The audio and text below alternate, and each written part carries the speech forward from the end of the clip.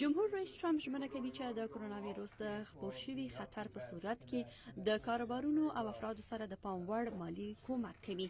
د امریکا د صحي بیمو شرکتونه به د کرونا ویروس ټول لګښتونه ورکوي.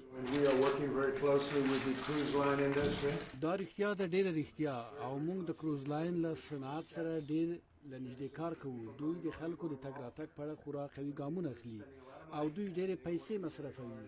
دوی ډېر سخت کار کوي او موږ د کاروبار لرونکو سره مرسته کوو او په همدې ډول له هوایي شرکتونو سره دوی زموږ هیواد د خلکو د تګ راتګ لپاره خورا قوي ګامونه اخلي، نو موږ له دوی سره ډېر لنږدې کار او مرسته کوو.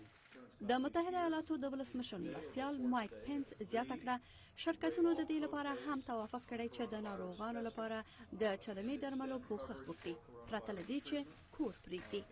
د متحده ایالاتو هوایي ډګر او کروز لاین صنعتونه سخت ځپل شوي ځکه چې سیلانیان سفرونه لغوه کوي او د نړۍ په کچه سوداګري د لازمي سفر څخه پرته په کوم بل شي کې بندوي. ښاغلی ولسمشر، دلته د بیمې ټول شرکتونه نن او له نن مخکې موافقه کړې ده چې د کرونا وایروس د ازموینو ټول فیسونه معاف کړي او په ټولو کې د کرونا وایروس درملنه په غاړه اخلي. واشنگټن، کالیفورنیا او نیویارک داسې ایالتونه دي چې ډیر خلک پکې کرونا نیولې دي. بلخو بیا ایټالیا د کرونا وایروس د خپرېدو د مخنیوي لپاره د دې هیواد په شمال کې ټینګ شوی قرنطین ټول هیواد ته وغځېدو. د چین نه وروسته ایټالیا دوهم هیواد دی چې تر اوسه د 10,000 څخه ډیر پیښې پکې ثبت شوي دي او د 600 څخه ډیر کسان پکې مړه شوي دي. pari al 10% delle persone.